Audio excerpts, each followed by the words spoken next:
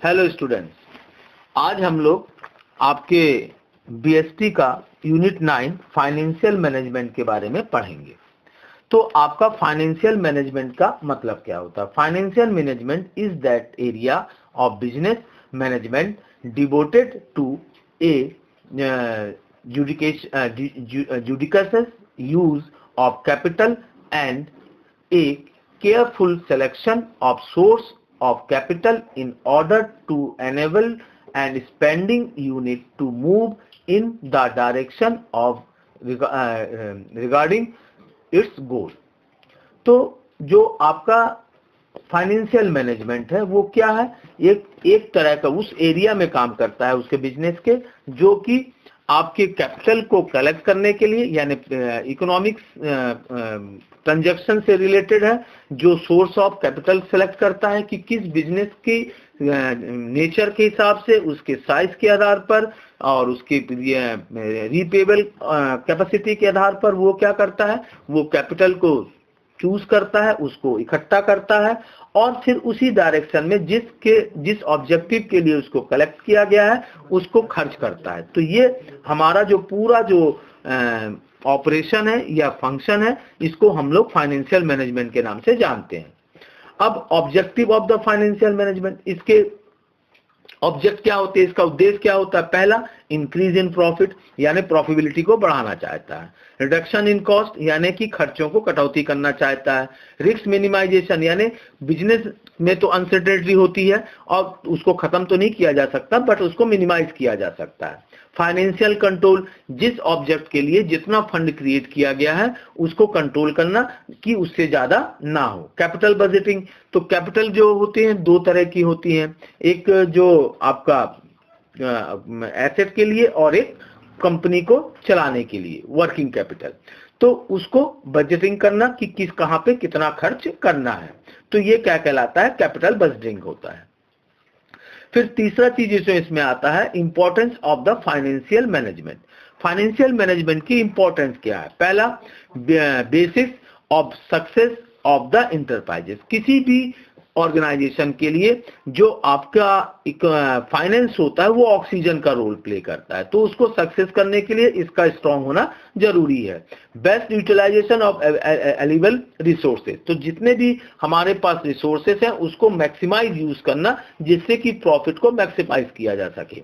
Importance to the business manager, तो जो business managers होते हैं जो बिजनेस को ऑन फील्ड पे हैंडल करते हैं, उनके लिए भी ये पता होना जरूरी है कि उनके पास क्या क्या रिसोर्सेस है, कितना है, और उस हिसाब से उसको जिससे कि यूटिलाइज कर सके। Importance to the investor, investor के लिए भी बहुत जरूरी है, क्योंकि अगर कोई बिजनेस प्रॉफिटेबिलिटी जनरेट नहीं करती है तो अननेसेसरी अपने कॉस्ट को इंप्रूव करती है, तो उसमें उसका क्या होगा? प्रॉफिट कम होगा। Importance to the finance institution, finance institution के लिए भी बहुत इंपॉर्टेंस है, क्योंकि कोई भी फाइनेंस इंस्टीट्यूशन जो होता है आपकी फाइनेंस एक्टिविटी के या आपके रिजल्ट के आधार पे ही आपको क्या करती है? लोन अदर सपोर्ट प्रोवाइड करती है। इंपॉर्टेंस टू द एम्प्लॉय, फिर नेशनल इंपॉर्टेंस, क्योंकि अगर कोई कंपनी प्रॉफिट जनरेट नहीं कर सकती और तो वो क्या करेगी? नेशनल लायबिलिटी को इंक्रीज करेगी। अब प्रॉफिट करेगी तो गवर्नमेंट को क्या करेगी? वो टैक्स पे करेगी और आपका इकोनॉमिक ग्रोथ होगा, सोशल एनवायरनमेंट सुधरेगा, फिर लोगों का इनकम बढ़ेगी, तो वो नेशनल इंपॉर्टेंस में भी बहुत बड़ा रोल प्ले करती है। Importance to the other person, other person मतलब जो उसके आसपास या उससे किसी भी तरह से डायरेक्टली या इनडायरेक्टली टच में है, उनके लिए भी फायदेमंद है। अब function of the financial management, इसके काम क्या क्या है? पहला, safe custody of funds and investment, यानी जो भी इन्वेस्टमेंट हो रहा है या जो फंड्स हैं उसको सुरक्षित रखना। जनरल अकाउंटिंग वर्क, जो डे टू डे जो हम लोग काम कर रहे हैं उससे इनकम और रेवेन्यू से रिलेटेड अकाउंट्स को मेंटेन करना। Maintain of books of account, जो हमारे कंपनी से रिलेटेड, ऑर्गेनाइजेशन रिलेटेड जो भी बुक्स वगैरह हैं उसको मेंटेन करना। Preparation of financial statement and reports, तो फाइनेंशियल स्टेटमेंट मतलब profit loss and balance sheet.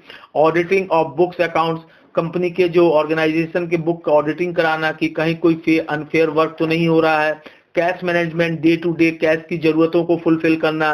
Cash disbursement system, फिर कैलकुलेशन ऑफ अकाउंटिंग रेशियो, फिर ये रेशियो जो होता है कंपनी के एसेट, लायबिलिटी, इनकम, एक्सपेंसेस को कंपेयर करता है, तो उसका कैलकुलेशन करना कि हमारे साथ कुछ रॉन्ग पोजीशन या कंडीशन तो नहीं है।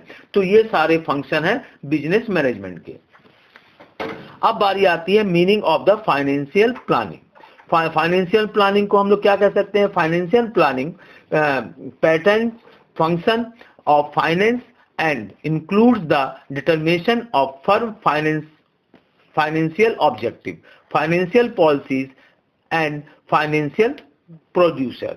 यानी कि जो फाइनेंशियल प्लानिंग होता है वही डिसाइड करता है कि कंपनी को एट ए फ्यूचर में किस तरह से अपने कैपिटल या शेयर्स को इंप्रूव करना है और उसको किस तरह से यूटिलाइज करना है। तो ये सारा जो काम होता है ये फाइनेंशियल प्लानिंग के लिए में आता है। अब यहाँ पे जैसे दिया है importance of the financial planning, इसमें क्या क्या होता है? पहला, सक्सेसफुल प्रमोशन ऑफ बिजनेस, यानी बिजनेस के प्रमोशन को, बिजनेस को लोगों तक पहुंचाना जिससे कि मैक्सिमम कैपिटल या फंड्स बिजनेस क्या कर सके, इजीली कलेक्ट कर सके। Efficient management of business, efficient management मतलब क्या होता है कि कम खर्च में अधिक काम करना। तो ऐसा ना हो कि जो मैनेजमेंट है वो किसी भी ऑर्गेनाइजेशन के लिए बोझ बन जाए, यानी खर्चा उसमें ज्यादा होने लगे जिसका लोड कंपनी ना ले पाए। Development and expansion of business, business के डेवलपमेंट और उसके विकास के लिए काम करना। बिजनेस लिक्विडिटी, यानी बिजनेस में कैश कंडीशन को हमेशा बनाए रखना जिससे कि वो डे टू डे की रिक्वायरमेंट्स को फुलफिल कर सके। For future development of business, भविष्य को देखते हुए उसके डेवलपमेंट के लिए काम करना। Proper coordination among capital resources, और जितने भी हमारे कैपिटल रिसोर्सेज हैं उनके बीच में कोऑर्डिनेशन यानी तालमेल बैठाना, तालमेल को बैठाना। तो ये उसके क्या हो गए? फाइनेंशियल प्लानिंग के काम हो गए।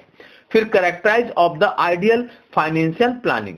अब एक आइडियल फाइनेंशियल प्लानिंग के क्या क्या कैरेक्टराइज हो सकता है? पहला, सिंपलिसिटी, यानी लोगों को समझ में आना चाहिए, लोग उसको समझ सकें। फ्लेक्सिबिलिटी, मतलब उसमें लचीलापन होना चाहिए। फिर आपके बाद लिक्विडिटी, यानी कि उसको जब कैश कंडीशन हमेशा लिक्विडिटी यानी बाजार के जो लेन देन है उसको बना के रखा जा सके। यूटिलिटी, यानी कि वो यूजफुल हो, ऐसा ना हो कि वो क्या कहते हैं किसी के यूज का ना हो। होलनेस मतलब सबके जरूरत को पूरी कर सके।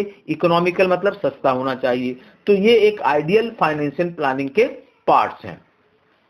अब ये कैपिटल स्ट्रक्चर, कैपिटल स्ट्रक्चर किसको कहते हैं? It refer to the composition of long term fund such a preferential share, equity share, debenture, long term borrowing. यानी कि जब हम कैपिटल कलेक्ट करते हैं बाजार से तो उसके कई तरीके होते हैं। हम उस कैपिटल को एज ए शेयर भी कलेक्ट कर सकते हैं और एज ए लोन या डिवेंचर्स में भी कलेक्ट कर सकते हैं, मगर एज पर बिजनेस साइज और उसका कंडीशन के हिसाब से हमको ये डिसाइड करना पड़ता है कि किस तरह के कैपिटल हमारे लिए सुटेबल है, तो उसको ये लॉन्ग टर्म और में इसको डिसाइड करता है। अब इसमें जो होता है सबसे बड़ी बात, factors affecting of capital structure, कौन से ऐसी चीजें हैं जो आपके कैपिटल स्ट्रक्चर को इफेक्टेड करते हैं? पहला इंटरनल और दूसरा एक्सटर्नल। इंटरनल में नेचर ऑफ बिजनेस आता है, regulatory and sensitivity of income आती है, फ्यूचर प्लान्स आते हैं, ट्रेडिंग ऑन इक्विटी आता है, स्ट्रक्चर ऑफ कॉमर्शियल एसेट्स आते हैं। तो ये सारे इंटरनल फैक्टर्स हैं जो कि आपके कैपिटल को कहीं ना कहीं क्या करते हैं? इफेक्टेड करते हैं। External factors, condition of capital market कैसी है, फिर फिजियोलॉजिकल कंडीशन क्या है, लीगल प्रोविजंस क्या है और टैक्स प्रोविजन क्या है। तो ये सारी चीजें आपके जो है एक्सटर्नल फैक्टर्स में आते हैं।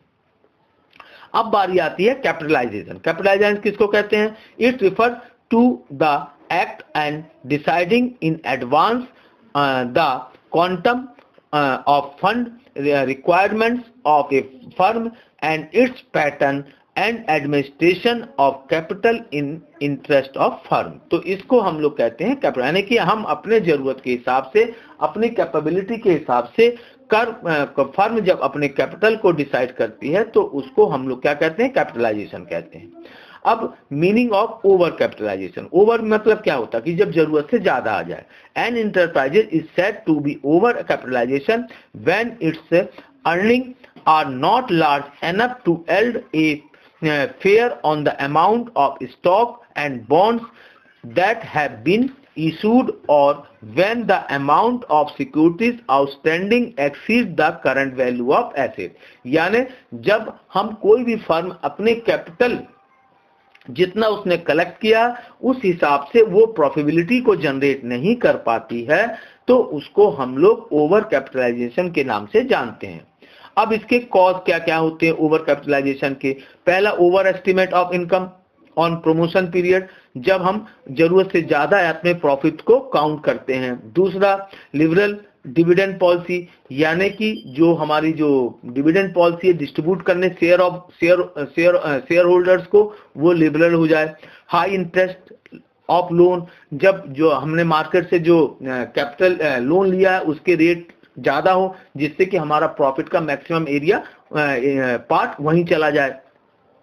गवर्नमेंट टैक्स पॉलिसी, गवर्नमेंट की टैक्स पॉलिसी ज्यादा हो जिससे कि प्रॉफिटेबिलिटी का मैक्सिमम पार्ट वहीं चला जाए। तो ये सारी चीजें होती हैं जो कि आपके ओवर सब्सक्रिप्शन को ओवर कैपिटलाइजेशन को क्रिएट करती है। अब इसके इफेक्ट्स क्या क्या होते हैं? लॉस ऑफ गुडविल, कंपनी का गुडविल क्या होती है? हार्म होती है, वो घटती है। डिफिकल्टी इन ऑब्टेनिंग कैपिटल, जब लोगों को प्रॉफिटेबिलिटी उसके शेयर के हिसाब से या नॉर्मल रेट ऑफ रिटर्न नहीं मिलता है तो लोग क्या करते हैं? अपने कैपिटल को विड्रॉ करने लगता है। Difficulty in obtaining loans, loan को मेंटेन करने में दिक्कत होती है। तो ये सारी इफेक्ट्स हो जाते हैं जब हमारा ओवर सब्सक्रिप्शन की कंडीशन क्रिएट होती है। Meaning of under capitalization, under capitalization का मतलब होता है an enterprise is said to be under capitalization when its long term fund are less than the amount of proper capitalization as justified by the requirement। यानी हम लोग under capitalization तब कहते हैं जब फर्म की रिक्वायरमेंट के हिसाब से या रेशियो के हिसाब से लॉन्ग टर्म जो उनके फंड हैं वो कम हो, तो इस कंडीशन को हम लोग अंडर कैपिटलाइजेशन कहते हैं। फिर कॉज ऑफ अंडर कैपिटलाइजेशन, तो इसके कॉज क्या क्या होते हैं? पहला, due to under estimate of earning, जब हम अर्निंग को वहां पे जैसे ओवर सब्सक्रिप्शन में ज्यादा आंक लिया था यहाँ पे कम आंक लेते हैं। Promotion of business during the deflation, फिर कंजर्वेटिव डिविडेंड पॉलिसी, यानी बहुत ज्यादा जो वहां पे लिबरल था यहाँ कंजर्वेटिव है, तो इस तरह से उसके अपोजिट रिलेशंस हो जाते हैं। अब इसके इफेक्ट क्या क्या हो जाते हैं? फिर इसमें इंक्रीज द कंपटीशन, यानी कि बाजार में कंपटीशन ज्यादा हो जाता है। दूसरा, create possibility of government interference, तो यहाँ पे क्यों क्रिएट होता है? गवर्नमेंट के इंटरफेरेंस की वजह से। क्रिएट लेबर कंटेंट, फिर लेबर के प्रॉब्लम्स क्रिएट हो जाती है। Share holder receive higher dividends, तो इससे क्या होता है? शेयर होल्डर्स को ज्यादा प्रॉफिट मिलने लगता है, तो ये इसके इफेक्ट्स हो जाते हैं। अब यहाँ दिया difference between over capitalization and under capitalization. पहला, रेट ऑफ डिविडेंड में दिक्कत दोनों में अलग हो जाता है, एक में कम हो जाता है, एक में कम ज्यादा हो जाता है। गुडविल, एक में गुडविल अच्छी हो जाती है, एक गुडविल को चोट पहुंचाता है। तो ये सारी चीजें इनके आ जाते हैं। Meaning of fix capital, fix capital किसको कहते हैं? The amount that is need for payment investment is called fix capital. यानी कि फिक्स कैपिटल हम लोग किसको कहते हैं? The amount that is needed for payment investment is called fix capital. All fix asset such as machinery, building, land, furniture, ये सारे के सारे हमारे क्या कहलाते हैं? फिक्स कैपिटल के तहत आते हैं। अब सोर्स ऑफ फिक्स कैपिटल, पहला इशू शेयर एंड डिवेंचर, ये आपके वो है। लॉन्ग टर्म लोन, हम चाहे किसी फाइनेंशियल इंस्टीट्यूशन से ले चाहे किसी अदर से ले, जैसे IDBI, IFCI है, ICICI है, तो ये सारे फाइनेंशियल्स हैं।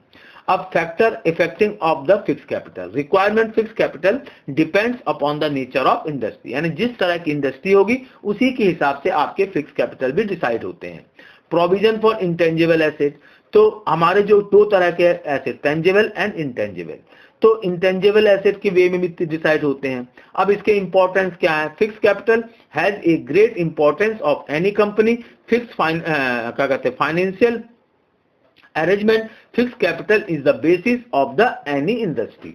तो ये किसी भी कंपनी के लिए बहुत ही वाइटल और इम्पोर्टेंट रोल प्ले करता है, और इसकी जो साइज है या क्वांटिटी है वो इंडस्ट्री के साइज के आधार पर या उसके काम करने के आधार पर डिपेंड करता है। The financial status of any company can be known through the it's fix capital. और अगर हम फाइनेंशियल स्टेटस की बात करें तो वो डिसाइड होता है आपके फिक्स कैपिटल के आधार पर कि कंपनी के पास कितना फिक्स कैपिटल है। वर्किंग कैपिटल किसको कहते हैं? वो कैपिटल जो कंपनी की डे टू डे की रिक्वायरमेंट को फुलफिल करती है, यानी रेवेन्यू और एक्सपेंडिचर। तो जो हमारे इनकम होती है उसमें से कुछ जो लॉन्ग टर्म फंड होते हैं वो फिक्स कैपिटल में कन्वर्ट हो जाते हैं, और जो शॉर्ट टर्म फंड होते हैं वो कंपनी के पेमेंट्स में, चाहे वो वेजेस में हो, चाहे रेंट में हो, चाहे परचेजिंग में हो, ये सारे फैक्टर में काम करती है। अब classification of the basis of the period. पहला long term capital, medium term capital, short term capital and ये कैपिटल आते हैं। लॉन्ग टर्म कैपिटल किसे कहते हैं? जिसमें लैंड, बिल्डिंग एंड मशीनरी आते हैं। मीडियम रेंट में लॉन्ग, जिसको हमको कि 10 साल के अंदर हमें रिटर्न करना पड़ता है। शॉर्ट टर्म में जो हम day to day working capital कहते हैं उसको शॉर्ट टर्म कैपिटल में कहते हैं। इसका मैक्सिमम पीरियड 12 महीने का होता है। तो इस तरह से ये चैप्टर आपका कंप्लीट होता है। Thank you.